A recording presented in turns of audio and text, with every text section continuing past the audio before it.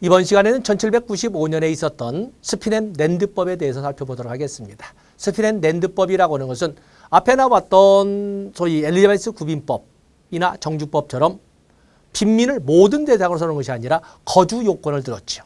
해당 교구에 연수 제한도 있지만 해당 교구 거주하는 사람에 대해서 빈민의 지위를 부여했고, 작업장법과 길버트법은 누구를 대상으로 했냐면 노동 능력이 있는 빈민을 대상으로 했습니다. 그에 비해서 스피넨-랜드법은 그 대상이 다릅니다. 오늘날로 본다면 매년 5월이면 근로장려금의 신청 기간이 되는데, 그런 것처럼 근로자 가구 중에 극빈 근로자 가구를 대상으로 하는 것이 바로 스피넨-랜드법입니다. 때문에 대상이 우리가 구빈법이라 해서 모든 구빈법의 대상이 동일한 건 아니고, 거주 조건을 갖춘 빈민, 아니면 작업장법과 길버트법에서 나온 것처럼 노동 능력이 빈민, 그에 비해서 스피넨-랜드법은 일하고 있는 극빈 근로자 가구라는 것을 여러분들이 명심하셔야 됩니다. 자, 한번 적어보겠습니다. 여기 나오는 스피넨-랜드법을 가지고 정리를 하는데,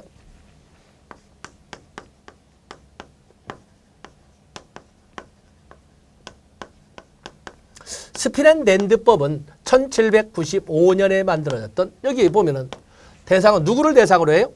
바로 극빈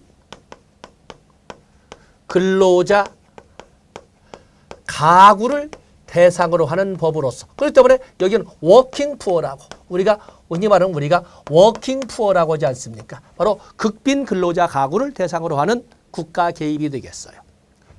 스피넨-랜드법은 최저임금도 되지 못하는 아주 쥐꼬리만큼도 되지 못하는 임금을 받는 극빈 근로자 가구에 대하여 최저 생계비 수준까지 소위 생활비를 채워주는 제도가 되겠어요.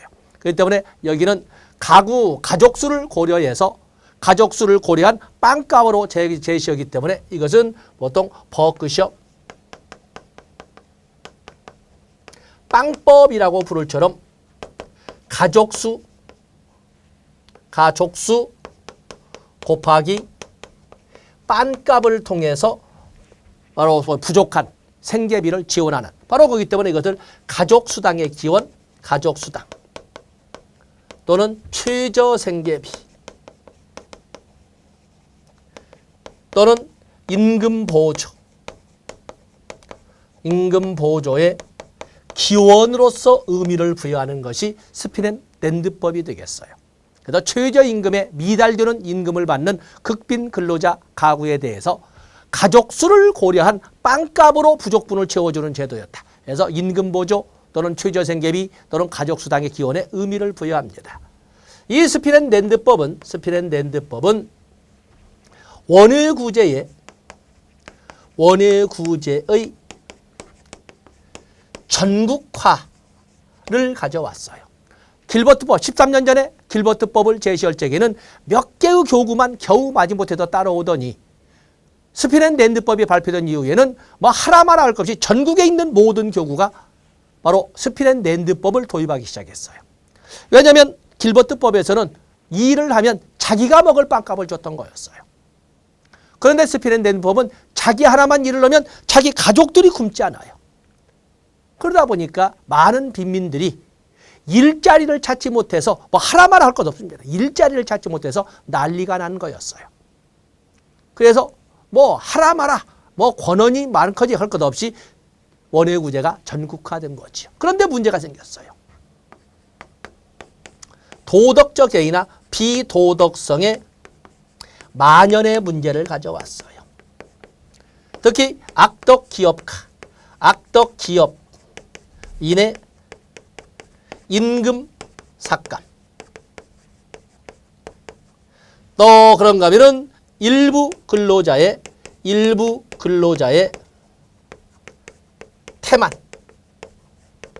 태만을 가져옴으로써 결국 이 비도덕성의 만연은 빈곤 탈출을 돕고자 하는 선의의 국가 개입을 오남용시킴으로써 오히려 빈곤의 영속화, 빈곤의 덫 또는 빈곤의 함정을 만연시킨 거였어요. 빈곤의 덫이라고 써요. 포버티 트레이더, 빈곤의 덫, 빈곤의 함정을 가져왔어요. 그러다 보니까 많은 성실한 납세자들은 이렇게 악덕 기업인들이 임금을 삭감하고 임금을 삭감하다 보니까 국가의 부담은 증가하고 국가 부담 증가지. 임금을 삭감을. 결국에 최저 임금선까지는 국가가 다 채워주는 거니까 임금을 삭감을 시키면 더 채워줘야 하잖아요. 국가 부담이 증가하고 그리고 납세자의 부담. 납세자 부담도 증가하고 이런 문제가 등장한 거였어요. 그래서 구빈법 개정 요구가 빗발치기 시작했지. 내가 잠 안 자고 만든 돈을 그야말로 성실한 빈민이 홀로 쓰기, 빈곤 탈출을 하도록 내가 기여하는 목으로 내가 세금을 낸 것이지. 이런 비도덕적인 놈들이 앉아서 처먹고 살게끔 만들어주려고 내가 세금 내는 건 아니다. 그래서 뭔가 잘못되었다라고 해서 구빈법 개정 요구가 빗발치기 시작했다라고 하는 것이 바로 이 스피넨랜드법의 문제점이었어요. 자, 교재를 보세요. 그러면 스피넨랜드법은 임금 보조제도로 최저생활 기준에 미달되는 임금 부족분을 보조해주는 법령으로 버크셔 빵법이라고도 한다. 그래서 거기 내용을 보면 생계비 이하 임금 노동자, 즉 워킹 푸어의 임금 노동자, 생계비 이하 극빈 근로자 가구죠. 임금 노동자에게 수당을 제공하고 그리고 가족 수당도 제공한다. 그리고 원외구제를 확대한다. 이렇게 되어 있습니다. 특징에 보시면 원외구제를 전국적으로 확대한 법으로 임금 보조 제도를 말한다. 2번의 가족수당 최저생활보장에 기원이 되는 법이다. 그리고 5번의 종가임금제도라고 하는 것은 이 스피넨랜드법에서 제공하는 방식은 가족수를 고려한 빵값을 곱해서 지원하는 방식이거든요. 근데 문제는 그 중세에 유럽의 밀가루 가격은 연동제였어요. 고정 가격이 아니라 연동제. 그러면 빵값으로 제공할 적에 밀가루 가격에 의해서 빵값이 올랐다 떨어졌다 이렇게 하는데 빵값을 언제 시점으로 빵값을 결정할 것이냐라고 할 적에 가게 문 닫는 시간에, 이 서양에서는 가게 문 닫는 시간이 있으니까 가게 문 닫는 시간을 기점으로 해서 밀가루 가격을 결정하고 그거에 의해서 빵값을 계산하고 그것을 가족수에 곱해서 제공하도록 하자. 그래서 가게 문 닫는 시간에 밀가루 가격을 가지고 빵값을 결정한다 해서 종가 시스템, 슬라이딩 시스템이라고 하고 있습니다. 오른쪽 페이지에 보면은 거기 보시면 2번 또 그러면 3번에 보면 도덕적 해이라고 하는 비도덕성이 만연하기 시작했어요. 악덕 기업인들의 임금 삭감이나 일부 비도덕적인 근로자들의 업무 태만이나 이런 것은 결국에 국가 보조금을 어마어마하게 증가시킴으로써 국가 부담을 확대시켰고 그로 인해서 납세자들의 부담도 확대되기 시작했어요.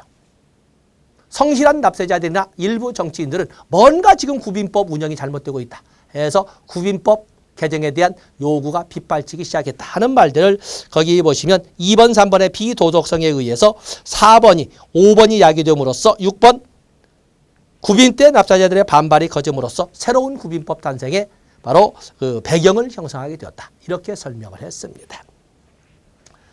다음에 18세기 말 19세기 초에는 18세기 말 19세기 초를 보시게 되면 이렇게 토지 자본가가 중심이 되었던 이 국가 운영에 이제는 상공업 자본가들의 득세가 있기 시작했어요. 비도덕적인 기업인들이나 비도덕적인 근로자들의 저희 임금 삭감과 업무 태만에 의해서 내야 될 세금이 자꾸 늘어나니까 이들이 반발하기 시작한 거죠. 1년에 한 번 내는 토지 자본가는 달리 연중 세금을 물고 있는 상공업 자본가는 아주 불만이 큰 거였어요. 그래서 바로 이 상공업 자본가들이 득세하면서 뭘 요구해? 구빈세 절감을 요구하게 됐어요. 구빈세 절감을. 바로 이 19세기 말, 18세기 말 19세기 구빈세 절감 요구가 결국에 1832년 왕립위원회 조사위원회가 열리면서 그에 대한 타당성을 알아보게 됐는데 결국에 왕립위원회 조사연구는 맞다. 뭔가 지금 구빈법 운영이 잘못되었다. 그래서 구빈법은 개정해야 된다라고 결론을 내리고 그거에 의해서 만들어진 것이 개정구빈법이 되겠어요. 자, 예, 바로 이 개정구빈법 이걸 보도록 하겠어요. 개정구빈법. 자, 여기에 보시면 개정구빈법을 가지고 보시면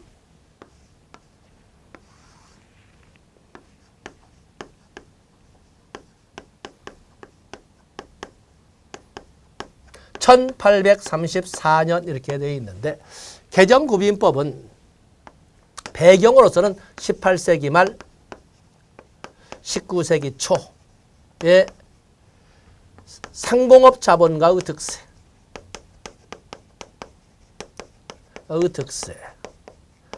이 상공업 자본가의 득세는 결국에 구빈세, 절감을 요구하게 되고 바로 이거에 의해서 1832년 왕립위원회 조사가 있게 된 거예요. 바로 이 1832년에 있었던 왕립위원회 조사는 결국에 구빈법 개정이 결정된 거죠. 그래서 나오는 소위 개정구빈법의 목적은 개정구빈법의 목적. 이거 배경이라 말 안 썼군요. 여기다 배경. 목적은 결국에 인도주의적 구빈, 철폐를 목적으로 해요. 빌어먹는 놈들은 빵만 주어서 살아 안 된다는 거예요. 빌어먹는 놈들은 빵만 줄 것이 아니라 그야말로 혹독한 단련의 기간이 필요하다는 거예요. 그 때문에 옛날에처럼 왜 길버트법이 나왔을 때 대부분의 교구가 안 들었을까? 그들도 생각도 똑같다는 거예요. 그래서 어쨌든 우리도 지금 현재 우리가 자본주의 경제에 살고 있는데 가난한 사람은 죄인이에요. 가난이 죄라고 하는 사람은 가진 사람들이 크게 배려서는 말이지 사실은 자본주의 경제에서 가난은 많은 사람을 불편하게 만들어요. 그건 진작 중상주의, 장인정신 이렇게 이끌어가는 소위 켈비니즘이라든지 서구의 중상주의 정책이 이끌어면서 그것이 보편화된 것이 사실은 그 이전부터 있었던 생각이었어요. 그래서 인도주의적 구빈 절폐로서 임금 보조를 폐지해버립니다. 말하자면 다시 말해서 스피넨랜드법에 의한 임금 보조 제도를 철폐시켜버린 거였어요. 그러면서 어떻게 실행을 하냐면 3대 원칙을 가지고 실행해 갑니다. 자, 교재에 나온 것처럼 균일 급여의 원칙, 열등 균일 처우의 원칙, 열등 처우의 원칙, 작업장 활용의 원칙은 3대 원칙을 가지고 바로 잘못된 인도주의적 구빈의 문제점을 해결해 가도록 이렇게 체계화한 것이 개정구빈법, 신구빈법이라고 하는 것입니다. 교재를 보세요. 거기 오면 개정구빈법에서 기존의 구빈법을 1832년에 왕립위원회 조사를 토대로 개정하게 되었고 그 개정하게 된 것은 3번에 인도주의를 배격하고 다시 억압 속의 구제의 원칙으로 되돌아가는 것을 목적으로 했다. 물론 내면에 있는 것은 상공업 자본가들이 요구했던 구빈 비용의 절감을 현실화시키자는 것이었다. 라는 것을 3번, 4번에 중요 표시하시고 그러면서 왕립위원회 조사에서는 6개의 결론을 내리겠는데 그중에 핵심이 바로 1번의 인도주의적 구빈의 현실화, 임금 보조제도 철폐 그리고 노동이 가는 자는 역시 가둬놓고 닥달을 해야 된다. 작업장 제도의 부활 두 번째 나와 있지요. 그리고 거기 보면은 네 번째 구빈법 연맹의 통합에서 통일된 구빈행정. 또 그러면 다섯 번째 뭐라고 되어 있습니까? 구의 수준은 그 지역사회에서 자활하는 노동자의 최저임금을 넘어서는 안 된다. 이걸 우리는 밑에도 보겠습니다만 열등처우의 원칙이라고 하는 것입니다. 그래서 거기 보면은 개정구빈법은 역시 통일된 구빈행정으로 다시 통일된 구빈행정이 없었던 건 아니지만 그것을 좀 더 체계화하고 페이지 넘어가 보세요. 하면서 개정구빈법의 현실화를 3대 운영원칙으로 그래서 균일처우의 원칙, 열등처우의 원칙, 작업장 활용의 원칙으로 현실화시켜 갔던 거였어요.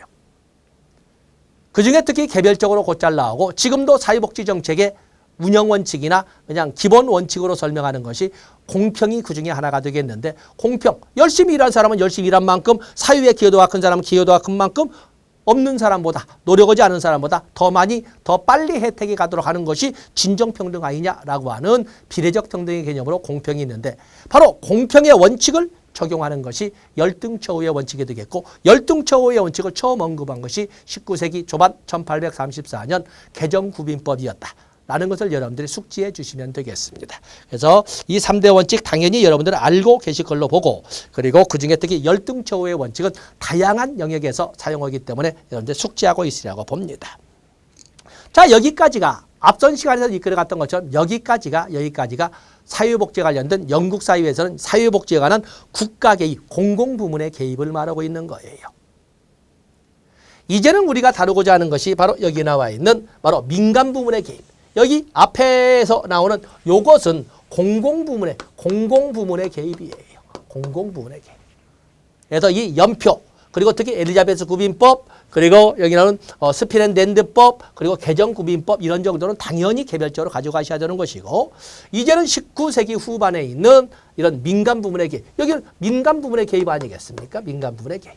그렇기 때문에 우리가 사회복지 실천의 태동이라고 불리는 이 영역을 비교해서 정책론에서, 행정론에서, 지역사회복지론에서, 실천론에서 우리가 보통 서너 개의 문제, 여기까지 온다면 한 200문제 중에 한 6개의 문제가 나온다라고 하는 영역 아니겠습니까? 자, 이번에는 우리가 이 두 개, 자선조직협회 문제가 나오든 인보관 운동호 문제가 나오든 이것은 무조건 양자의 비교 문제이기 때문에 그냥 어느 한쪽만 나오질 않는다. 그래서 양자를 같이 비교해서 정리하도록 하겠습니다.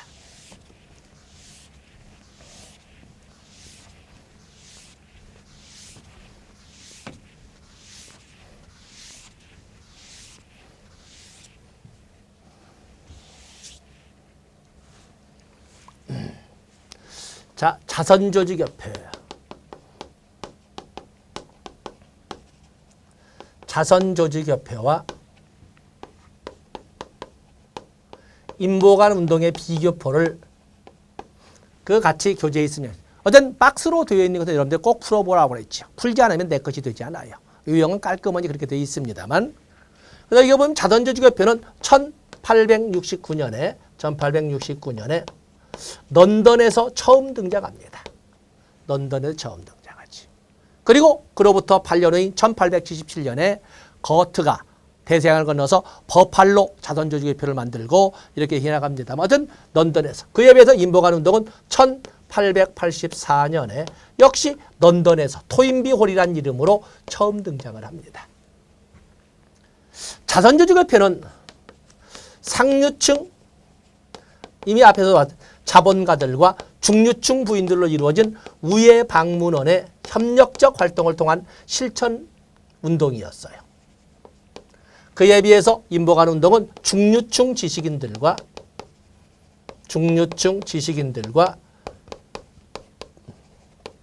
지역 빈민들 간의 연합을 통한 사회개혁 운동이었어요. 자선조직협회는 개인적 빈곤관의 입장에서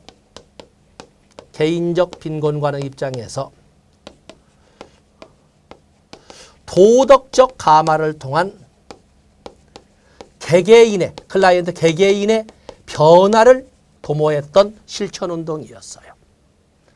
그에 비해서 인보관 운동이라고 하는 것은 사회적 빈곤관의 입장에서 교육이나 집단 활동을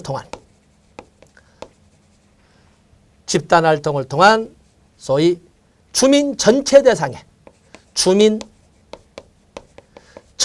대상의 의식개혁 운동이었어요. 자선조직협회에서 우리가 보면 도덕적 감화라고 해서 아주 따뜻한 말 같은데 사실은 이건 도덕적 감화인 것은 사회 진화론에 입각한 통제의 개념이었어요. 말 들을래 안 들을래. 말로는 그것을 도덕적으로 감화시킴으로써 너는 왜 가난하게 살았까? 왜 우리는 잘 살았까?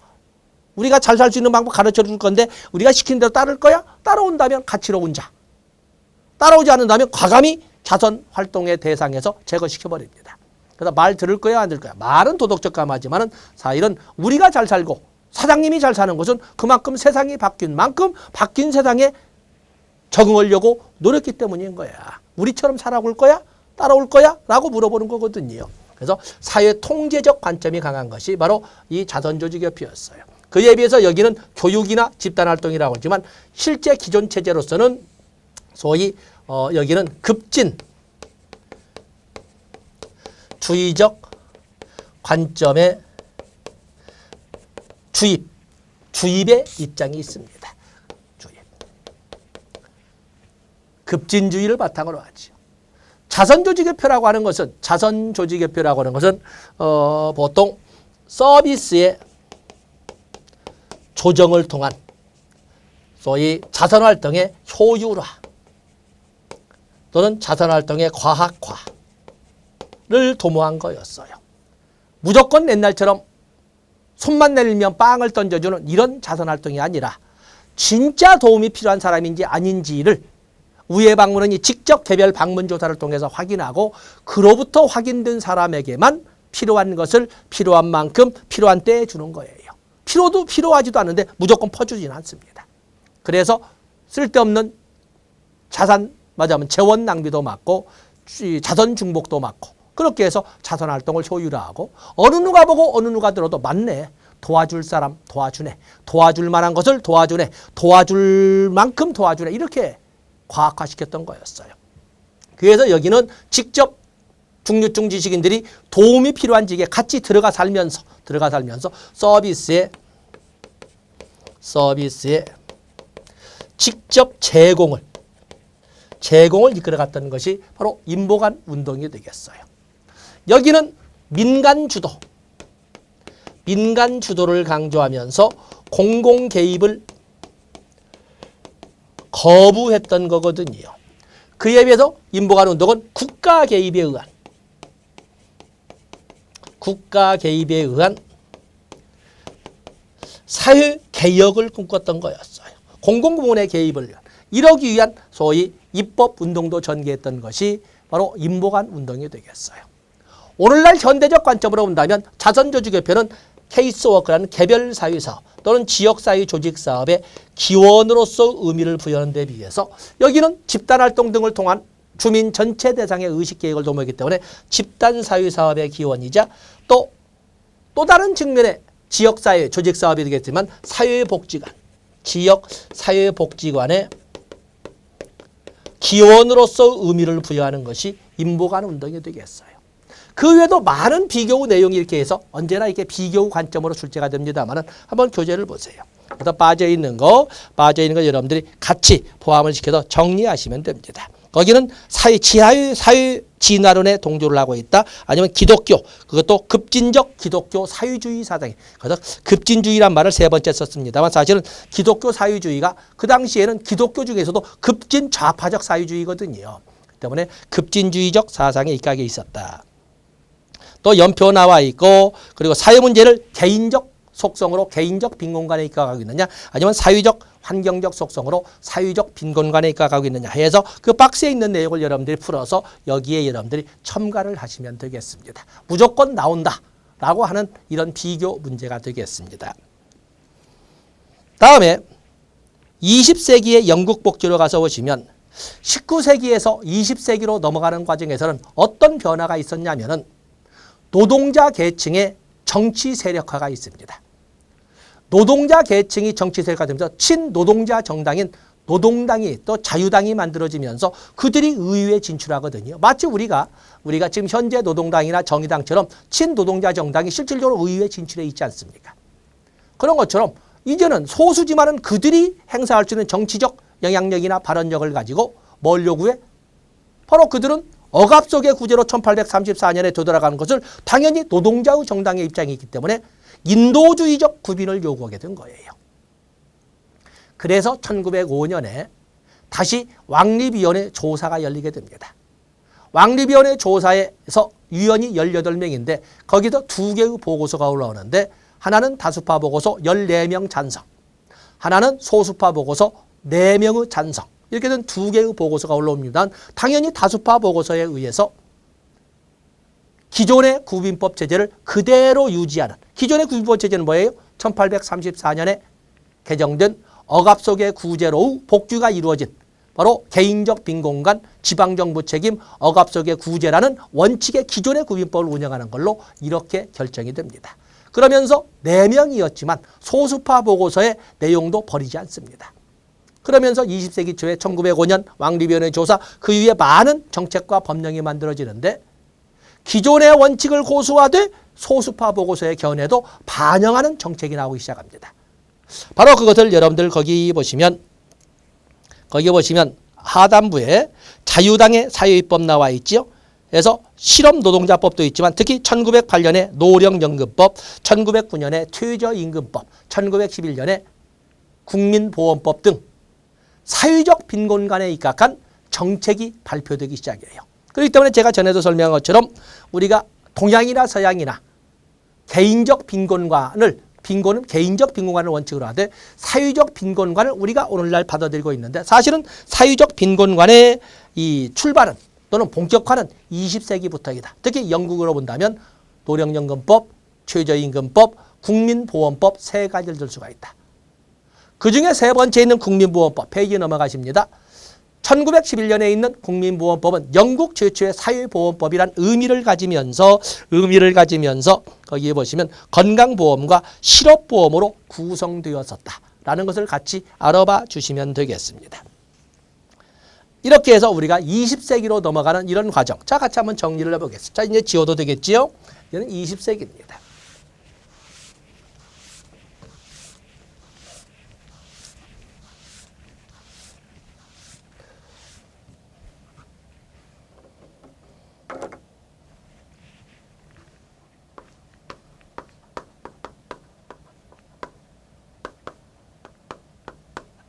(20세기의) 영국 복지를 보면은 바로 20세기의 영국 복지는 뭐니 하더라도 사회적 빈곤관의 반영을 우리가 들어볼 수가 있습니다. 이 사회적 빈곤관의 반영은 1905년 왕립위원회 조사에 근거해서 사회적 빈곤관이 반영되기 시작하는데 다시 말해서 소수파 보고서 위에 나와 있지요. 소수파 보고서 중앙정부 책임으로 해야 된다. 영국 시민이라면 전국 어디에 살더라도 똑같은 보편적 서비스를 제공받아야 된다. 그리고 기존의 구빈법 체제, 억압 속의 구제 나오는 기존의 구빈법 체제는 폐지되어야 한다. 이러는 소수파 보고서가 반영된 거지요. 그렇게 해서 나온 것이 1908년 노령연금법, 1909년 최저임금법, 최저임금법이라 다른 여러 법 있지만 최저임금법, 그리고 영국 최초의 사회보험이자 영국 최초의 실업보험이라고 하는 1911년의 국민보험법. 법을 이렇게 들 수 있습니다. 그래서 20세기에 들어서면서 바로 사회적 빈곤관이 정책에 반영되게 된 것이다. 이렇게 설명하고 있는 것입니다. 그리고 나서 두 번째가 1942년 베버리지 보고서지요. 자, 이미 2급의 자격이 있는 여러분에게 이 베버리지 보고서를 일일이 설명한다는 것은 그렇고 이 베버리지 보고서에서는 당연히 뭐예요? 이것은 사회적 빈곤관의 반영을 넘어서 사회적 빈곤관으로의 정책 전환을 의미합니다. 여기는 사회적 빈곤관의 반영이잖아요. 그런데 여기는 완전히 정책이 개인적 빈곤관보다 사회적 빈곤관을 바탕으로 정책을 만들어가게 되었다. 이 말을 지금 하고 있는 것입니다. 그래서 정책 전환. 다시 말해서 복지국가로의 전환이 이루어진 시점을 1942년 베버리지 보고서라고 하는 거예요. 그러면서 이 베버리지 보고서에서는 소득 보장 중심의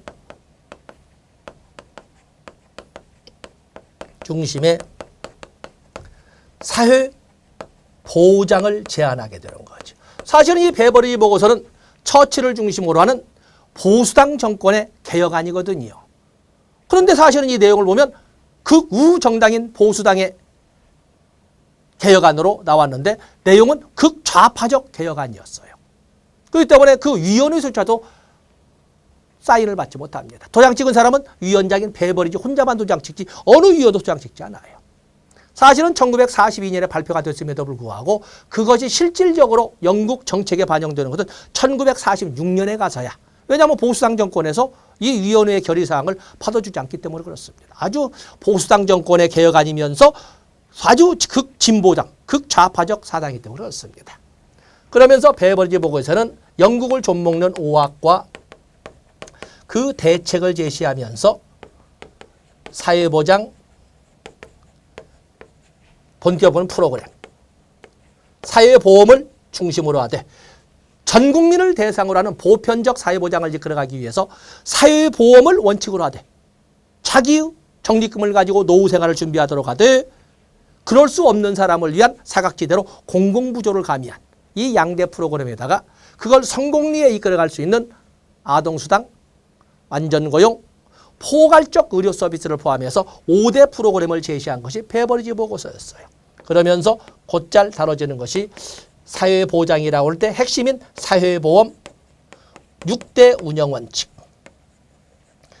제시한 것이 바로 이 베버리지 보고서가 되겠어요. 그래서 여러분들 거기 베버리지 보고서 보시면 배경 쭉 쓰면서 두 번째 보면은 국가에 의한 사회보험을 중심으로 소득을 보장하는 사회보장 개념을 도입했다. 그리고 경제 이론적 기초를 아담 스미스의 고전경제학에서 케인즈의 유효 수요로 전환시켰다는 말을 여러분 속에 적어놨습니다. 5학과 대안 그리고 5대 프로그램 관리 운영이었지만 사실은 사회보험 관리 운영의 6대 원칙을 같이 정리를 했습니다. 다음에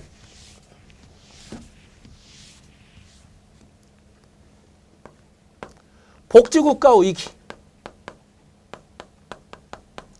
복지국가 위기 1970년대 이렇게 되지요. 복지국가 위기. 복지국가 위기는 우리가 정부 실패 또는 스태그네이션,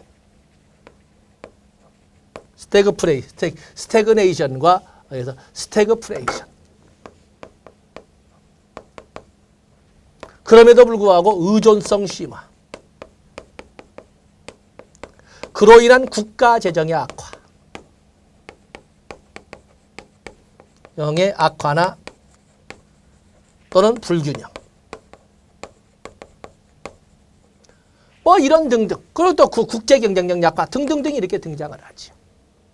이런 1970년대 복지국가 위기를 극복하자는 관점에서 나온 것이 바로 신자유주의, 신보수주의라고 하는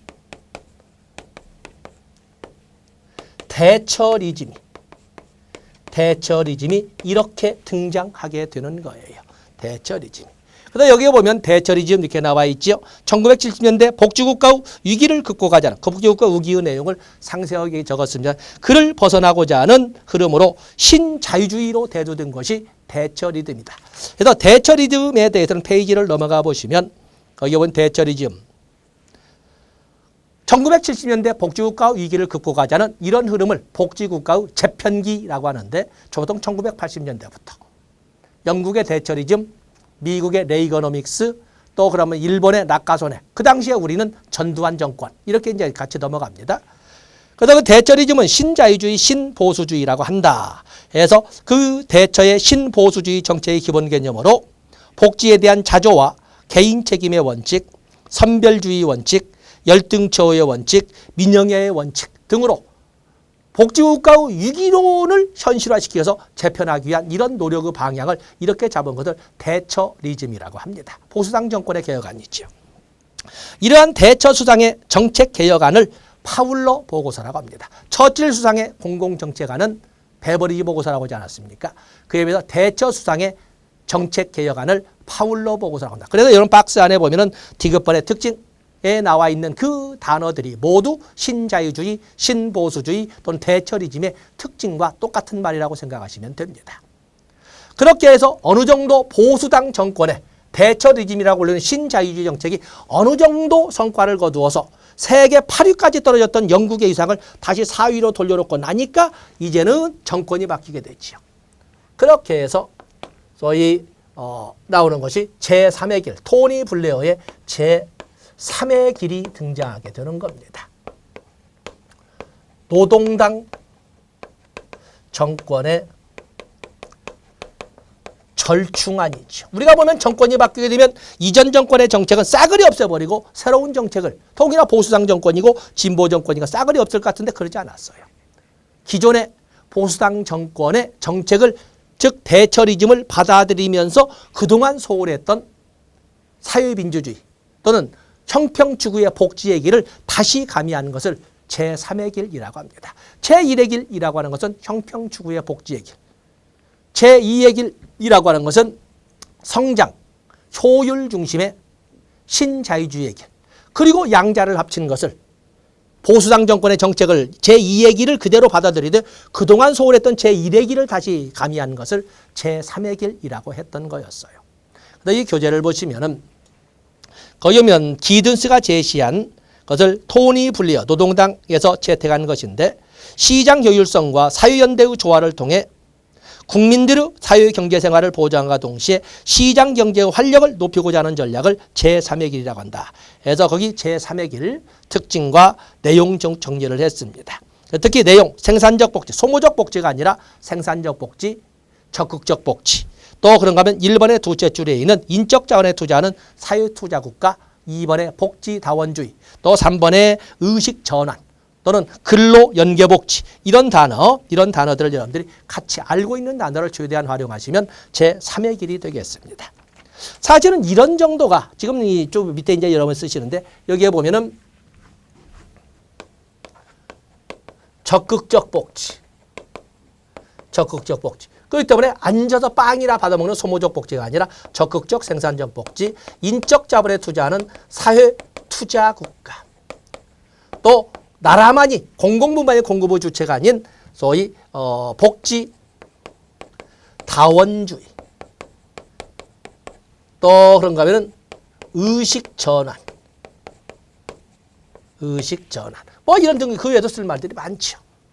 기회의 평등과 결과의 평등의 조화, 경제정책과 사회정책의 조화, 어디에 초점을 해? 기회의 평등에 초점을 둔, 경제정책에 초점을 둔 조화, 이런 등등의 말.